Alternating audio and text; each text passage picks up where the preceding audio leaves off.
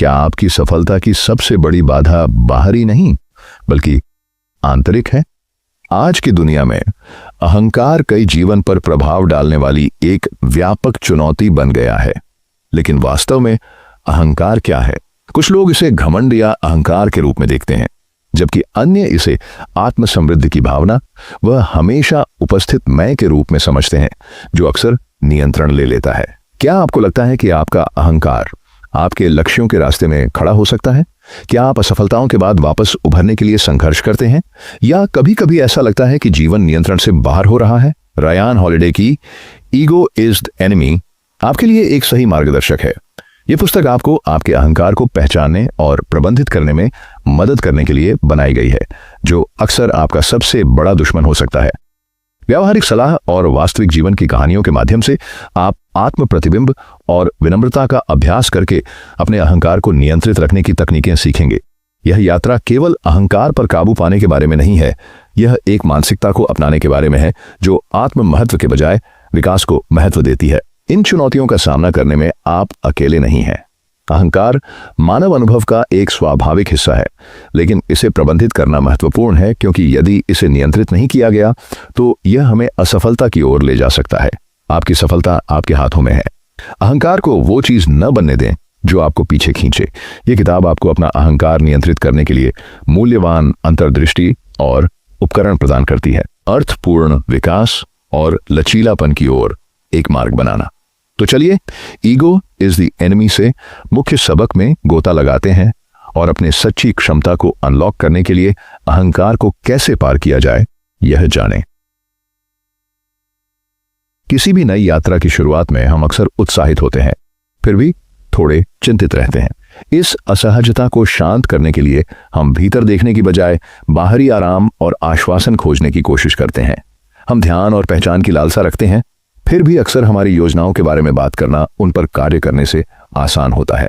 हम गलती से मौन को कमजोरी के साथ जोड़ लेते हैं और शब्दों के माध्यम से अपनी ताकत दिखाने की आवश्यकता महसूस करते हैं। हालांकि मौन एक शक्तिशाली गुण है जिसे कुछ ही लोग साधते हैं।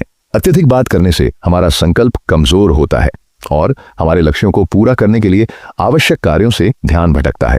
दूसरी तरफ मौन आत्मविश्वास और आंतरिक शक्ति को दर्शाता है।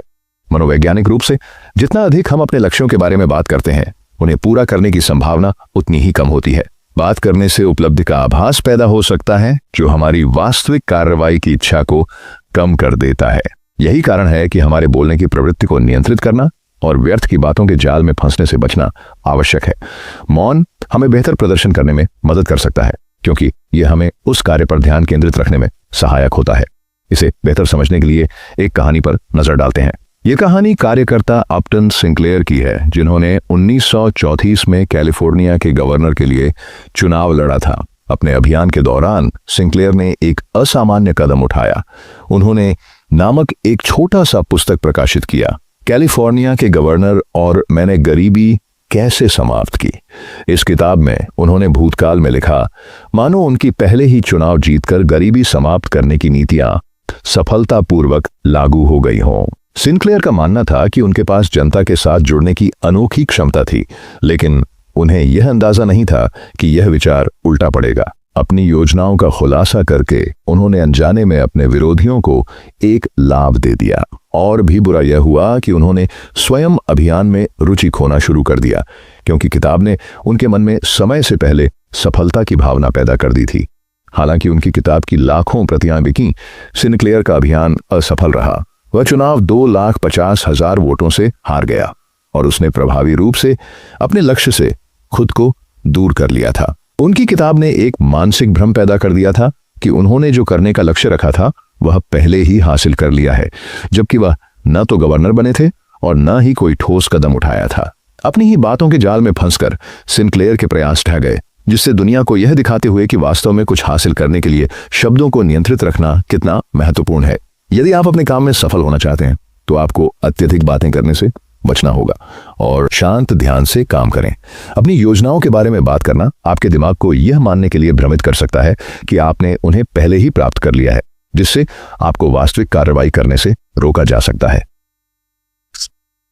होना है या करना, जीवन में चाहे कुछ भी हो, स्वयं के प्रति सच्चे रहने का प्रयास करें, प्रामाणिक और बनावटीपन से मुक्त। जब आप अहंकार रहित होकर आगे बढ़ते हैं, अपने कार्यों और इरादों में सच्चे होते हैं, तो आपकी उपलब्धियों की कोई सीमा नहीं होती। जो व्यक्ति खुद के प्रति ईमानदार होता है, वह दूसरों के साथ कभी बनावटी नहीं होता। जब आप कुछ करने का निर्णय लेते हैं, तो इसे प्रसिद्ध के लिए न करें। इसके बजाय अपनी प्रेरणा को दूसरों के जीवन में सार्थक योगदान देने की इच्छा बनाएं। खुद के प्रति सच्चे रहें और अपनी मूल्यों के प्रति ईमानदार रहें, और दुनिया में वास्तविक मूल्य जोड़ने पर ध्यान केंद्रित करें। इसे एक उदाहरण के साथ समझाते हैं। आधुनिक युद्ध के सबसे प्रभावशाली व्यक्तियों में से एक जॉन बॉयड एक शानदार लड़ाकू पायलट थे, जो अपने विरोधियों को 40 सेकंड से कम समय में हराने की क्षमता के लिए प्रसिद्ध थे। अपनी असाधारण क्षमताओं के बावजूद उन्हें कर्नल के पद से ऊपर कभी भी पदोन्नत नहीं किया गया। बॉयड नेलिस एयरफोर्स बेस पर एक प्रमुख प्रशिक्षक के रूप में सेवा की और F-15 के विकास में गहराई से शामिल थे, और F-16 लड़ाकू विमानों के प्रोजेक्ट जो उनके दिल के बहुत करीब थे। उनका उद्देश्य व्यक्तिगत पहचान नहीं था, बल्कि सलाहकार के रूप में अपने देश की सेवा करना और इसकी रक्षा में बदलाव लाना था। बॉयड अक्सर निजी बैठकों में रक्षा सचिव को अमूल्य सलाह देते थे, लेकिन उन्होंने कभी अपनी उपलब्धियों का श्रेय नहीं मांगा। उसने अपनी उपलब्धियों के बारे में कोई किताब प्रकाशित नहीं की, और न ही उसके नाम पर कोई सैन्य बेस रखा गया। बॉयड बिना ध्यान या प्रशंसा की चाहत के मेहनत और ईमानदारी से काम करना चाहते थे। उन्हें विश्वास था कि उनके काम का उनके देश पर प्रभाव किसी भी व्यक्तिगत पद या पुरस्कार से अधिक महत्वपूर्ण था। ये कहानी दर्शाती है कि पदोन्नति और पहचान हमेशा वास्तविक मूल्य के बराबर नहीं होते। आपके जीवन का उद्देश्य आपसे बड़ा होना चाहिए। जब आप निस्वार्थता से कार्य करते हैं और दूसरों को ऊपर उठाने का प्रयास करते हैं, तो अक्सर असाधारण सफलता मिलती है। असाधारण उपलब्धियां उन लोगों को मिलती हैं जो अहंकार के बजाय व्यक्तिगत लाभ से परे एक उद्देश्य से प्रेरित होते हैं। छात्र बने। एक छात्र का मुख्य कार्य सीखना है, जीवन में बढ़ना है। जीवन भर के छात्र की मानसिकता को अपनाना है, लगातार नए ज्ञान की तलाश करना है, विशेष रूप से उन क्षेत्रों में जहां आपको असुरक्षित महसूस होता है या अवगत नहीं रहते। यह दृष्टिकोण आपके जीवन के सभी पहलुओं में आपकी समझ को विस्तृत करता है और आपको अनुकूलनशील बनाए रखता है। अक्सर जब हम एक निश्चित स्तर की सफलता प्राप्त कर लेते हैं, तो हम आत्मसंतुष्ट हो जाते हैं, सोचते हैं कि हमें जो जानना चाहिए वह सब हम पहले से ही जानते हैं। हालांकि यह मानसिकता जल्दी से गिरावट की ओर ले जा सकती है। सच्ची वृद्ध शिक्षकों और मार्गदर्शकों से सक्रिय रूप से प्रतिक्रिया प्राप्त करने से आती है, बिना यह शिकायत किए कि सीखने की प्रक्रिया कितनी सख्त या चुनौतीपूर्ण हो सकती है। प्रतिक्रिया की महत्वता और इसके लिए आवश्यक विनम्रता को मान्यता देना विद्यार्थी को उनकी शक्ति प्रदान करता है। वास्तव में प्रगति करने के लिए उन लोगों से मार्गदर्शन प्राप्त करें जिनके पास आपसे अधिक ज्ञान और अनुभव है। यह स्वीकार करना कि दूसरों के पास देने के लिए अंतर्दृष्टि है, आपको उनकी बुद्धि से सीखने की अनुमति देता है। जिस दिन आप मान लेंगे कि आपके पास सीखने के लिए कुछ नहीं बचा है, वह दिन है जब आप बढ़ें। वास्तव में महान बनने के लिए और ऐसा बने रहने के लिए आपको हमेशा जीवन को एक छात्र की भावना से अपनाना चाहिए। स्वस्थ आत्म आलोचना और आत्म प्रेरणा भी हमारे अहंकार को नियंत्रित रखने में मदद करती है। इसे एक कहानी से समझते हैं। किर्क हैमेट, जो अपनी असाधारण सीखने की लगन के लिए जाने जाते हैं, मुश्किल से 20 साल के थे जब उन्हें मेटालिका के लीड गिटारिस्ट के रूप में चुना गया। इसके थोड़ी ही देर बाद उन्होंने अपने पहले बड़े शो में प्रदर्शन किया। गिटार बजाने के वर्षों के बावजूद किर्क विनम्र और जमीनी थे, ये पहचानते हुए कि उन्हें अभी भी बहुत कुछ सीखना था। उन्होंने अपनी कौशल को सुधारने के लिए एक शिक्षक की तलाश शुरू की। अपने गृहनगर सैन फ्रांसिस्को में उसने एक अद्वितीय शिक्षक जो सैट्रियानी को पाया, जो का संगीत शैली किर्क से पूरी तरह अलग थी। लेकिन किर्क ने कुछ पूरी तरह नया सीखने के लिए उन्हें जानबूझकर अपने गुरु के रूप में चुना। चुने जल्दी से किर्क की कमजोरियों को पहचाना और उन्हें दूर करने में मदद की। किर्क एक स्पंज की तरह था, जो ने उसे सिखाया वह सब कुछ अवशोषित कर रहा था। कई छात्रों के विपरीत वह प्रत्येक निर्देश को ध्यान से सुनता और हमेशा सुधारने की कोशिश करता। 2 वर्षों तक उसने हर प्रतिक्रिया को सकारात्मक रूप से स्वीकार किया। और लगातार अपने कौशल पर काम किया। नतीजतन किर्क ने आखिरकार एक महान गिटारिस्ट के रूप में प्रतिष्ठा हासिल की। उन्होंने यह कैसे हासिल किया? किर्क ने अपना अहंकार एक तरफ रख दिया और स्वीकार कर लिया कि किसी और के पास संगीत का अधिक ज्ञान है। इस विनम्रता को अपनाकर वह जो से अनमोल सबक सीखने में सक्षम थे, अंततः अपने कौशल में माहिर हो गए। अगर किर्क छात्र नहीं बने रहते तो वह सुधार नहीं कर पाते। वह एक प्रसिद्ध गिटारिस्ट बने न कि प्रसिद्धि को पकड़कर, बल्कि सीखने वाली मानसिकता को अपनाकर, जिसने उन्हें प्रसिद्ध से वास्तव में महान बना दिया। अगर उसने यह माना होता कि प्रसिद्धि का मतलब है कि वह सब कुछ जानता है, तो वह कभी महानता तक नहीं पहुंच पाता। यह कहानी हमें याद दिलाती है कि हमें सीखते रहना चाहिए, विनम्रता से स्वीकारते हुए कि दूसरों को हमसे अधिक ज्ञान है। जैसा कि कहावत है, जब आप प्रदर्शन करते हैं तो एक मास्टर की तरह करें, लेकिन जब आप सीखें तो एक विद्यार्थी की विनम्रता के साथ सीखें। शुरुआती गर्व का खतरा, गर्व आपका सबसे बड़ा अवरोध बन सकता है, आपके और आपके लक्ष्यों के बीच का रास्ता रोक सकता है। यह मानना कि आप हर किसी से बेहतर हैं एक खतरनाक मानसिकता है। एक अनियंत्रित अहंकार की शक्ति आपको नष्ट कर सकती है। चलिए इसे बेंजामिन फ्रैंकलिन की कहानी के माध्यम से समझते हैं। 18 साल की उम्र में फ्रैंकलिन 7 महीने दूर रहने के बाद अपने गृहनगर बोस्टन लौटे। उसने अच्छी खासी रकम कमाई थी और धूमधाम से लौटा था, नए सूट और गर्व से घड़ी पहनकर। उसके चेहरे पर गर्व का भाव था जब उसने अपने परिवार और आसपास के सभी लोगों को अपनी सफलता दिखानी शुरू की। एक दिन फ्रैंकलिन की मुलाकात एक पुराने परिचित कॉटन माथर से हुई, जो समाज में एक सम्मानित व्यक्ति थे। चलते चलते बात करते हुए माथर ने अचानक चिल्लाया, झुको झुको!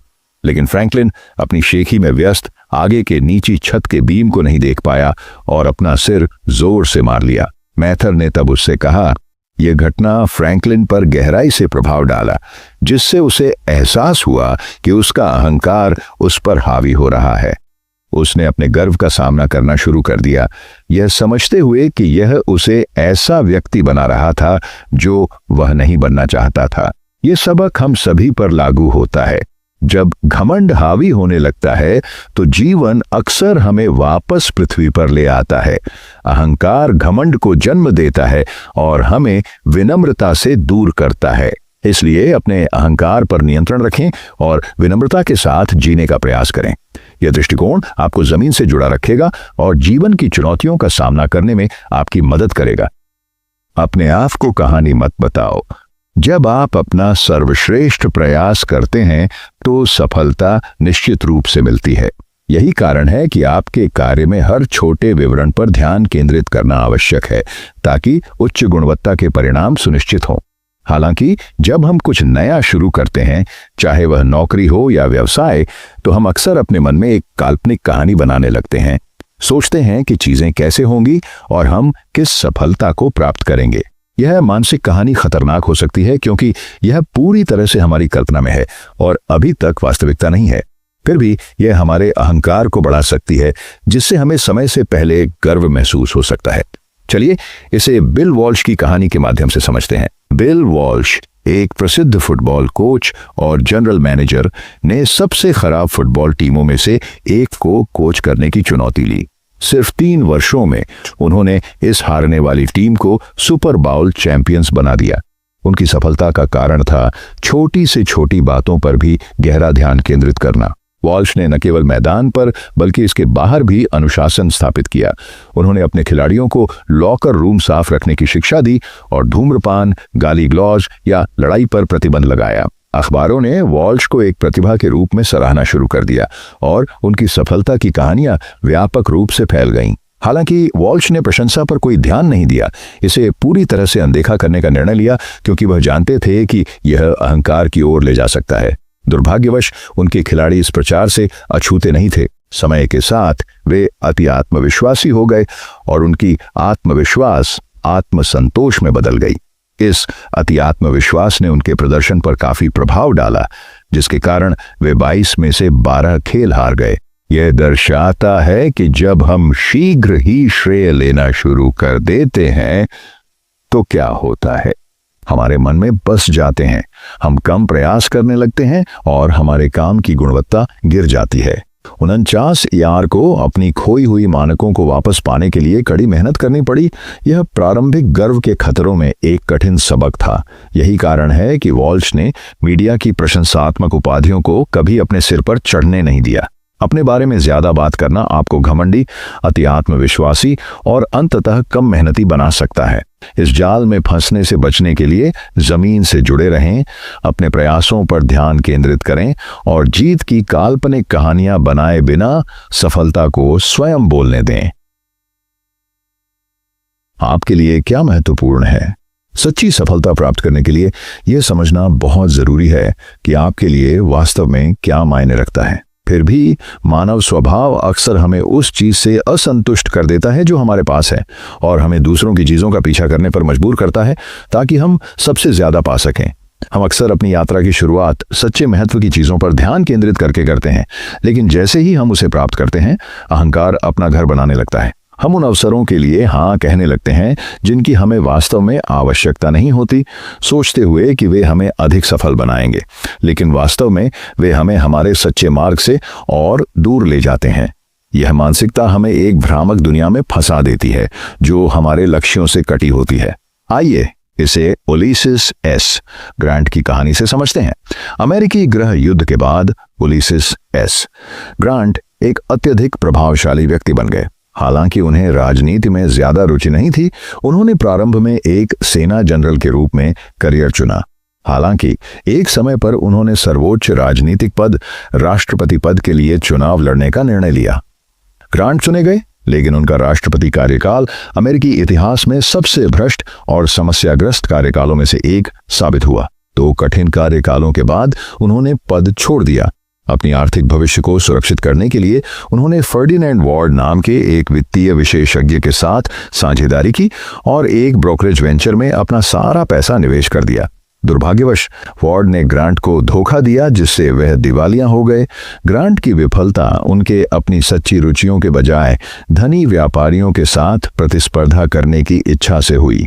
कर्ज चुकाने के लिए उन्हें अपने युद्ध स्मृति चिन्हों को भी गिरवी रखना पड़ा। उनके अंतिम वर्ष गले के कैंसर से लड़ते हुए और अपने परिवार का भरण पोषण लिखने के माध्यम से करने का संघर्ष करते हुए बीते। ग्रांट ने सब कुछ खो दिया क्योंकि उन्होंने अपने अहंकार को अपनी सच्ची इच्छाओं पर हावी होने दिया, जिससे वे उस रास्ते से भटक गए जो कभी उन्हें संतोष देता था।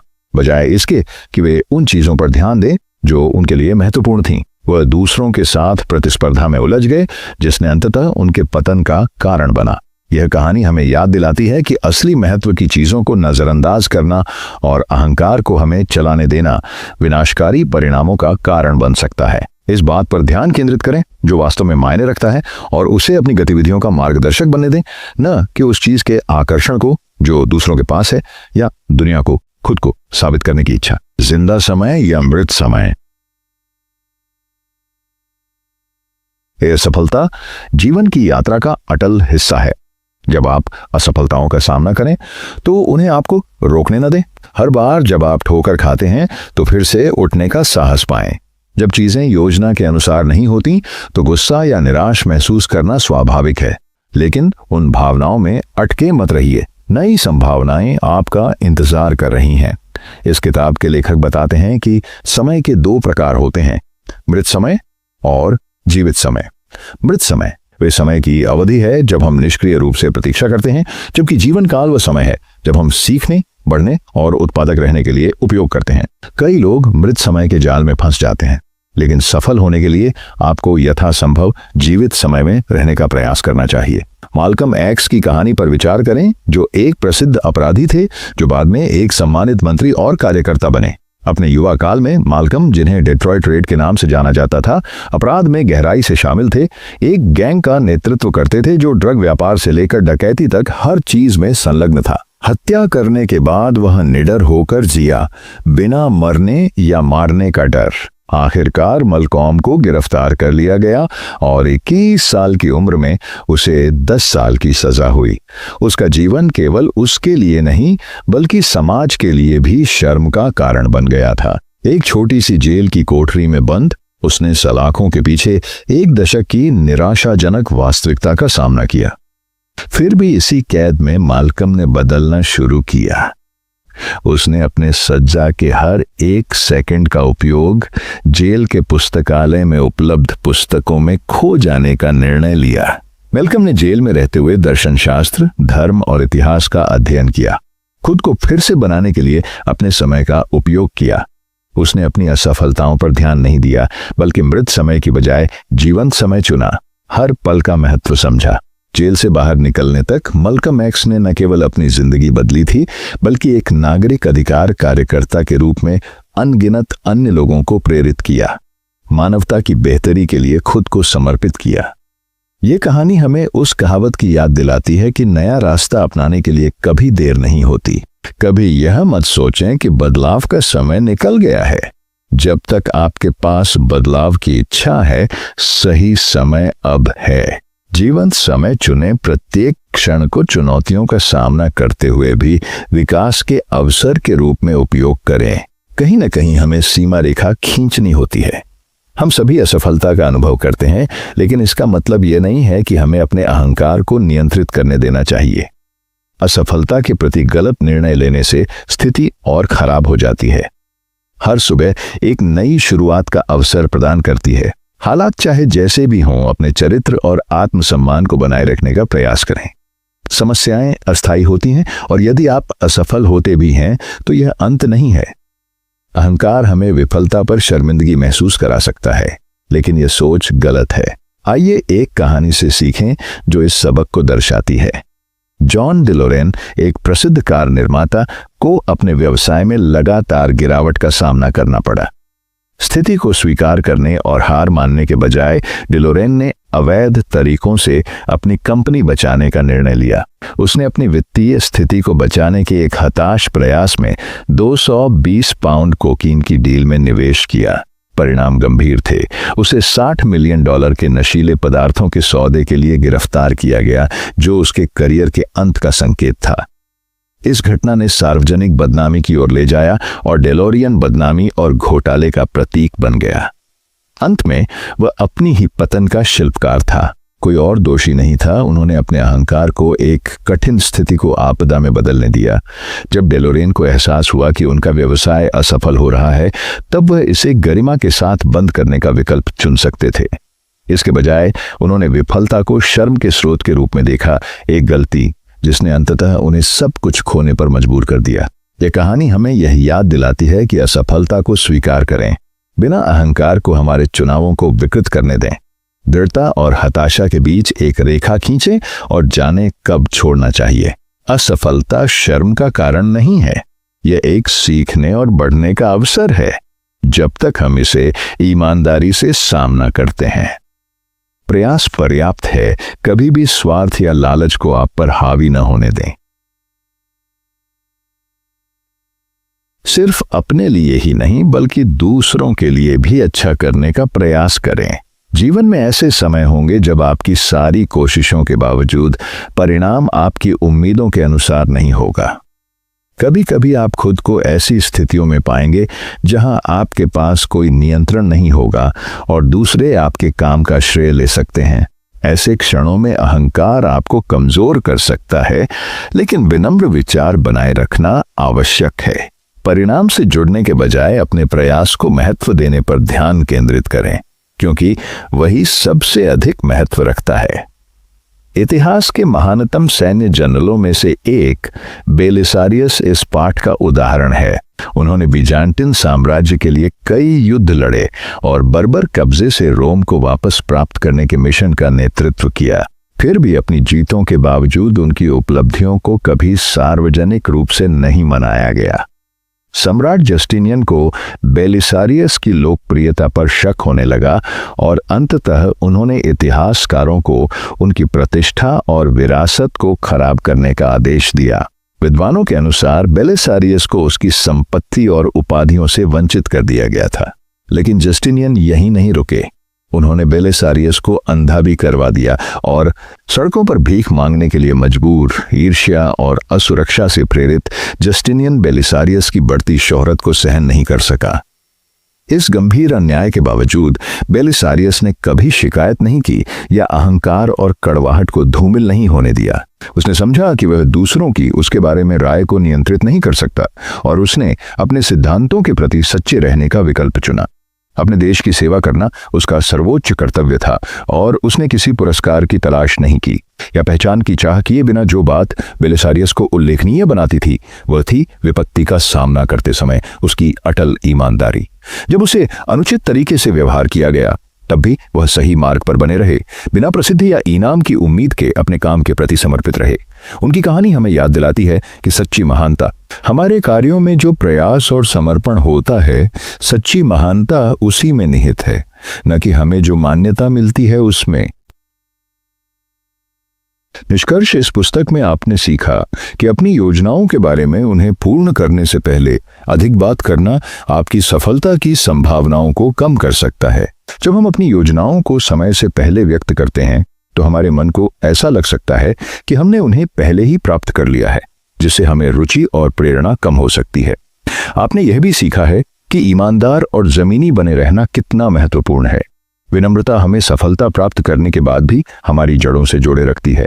अक्सर एक लक्ष्य को प्राप्त करना अहंकार की ओर ले जा सकता है, जिससे हमें लगता है कि हम सब कुछ जानते हैं और सीखने के लिए कुछ नहीं बचा है। यह पतन का एक प्रमुख कारण है।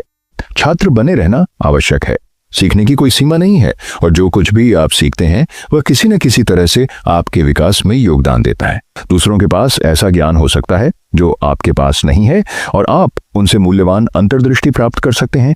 इस मानसिकता को अपनाएं। अपने मन में सफलता की काल्पनिक कहानियां बनाने से बचें, क्योंकि इससे अहंकार पैदा हो सकता है जो आपके भविष्य के लिए हानिकारक है। नम्र रहें और जो आप पसंद करते हैं उसे करते रहें। असफलता एक सार्वभौमिक अनुभव है। गलती करना गलत नहीं है, लेकिन उनसे सीखने में असमर्थ होना और उन्हें दोहराना गलत है। याद रखें कि बाधाओं के बावजूद आप हमेशा नया आरंभ कर सकते हैं। असफलता कोई शर्म की बात नहीं है, ये सफलता की ओर एक कदम है। कभी कभी हम गलत कदम उठा सकते हैं, लेकिन शर्मिंदगी की कोई जरूरत नहीं है। अपना अहंकार नियंत्रण में रखें। जब आप ऐसा करेंगे तो जीवन की कई चुनौतियां स्वाभाविक रूप से आसान हो जाएंगी और आपके लक्ष्यों की राह स्पष्ट हो जाएगी। विनम्रता, धैर्य और जीवन भर सीखने की प्रतिबद्धता के साथ आप बाधाओं को पार कर सकते हैं और सच्ची सफलता प्राप्त कर सकते हैं।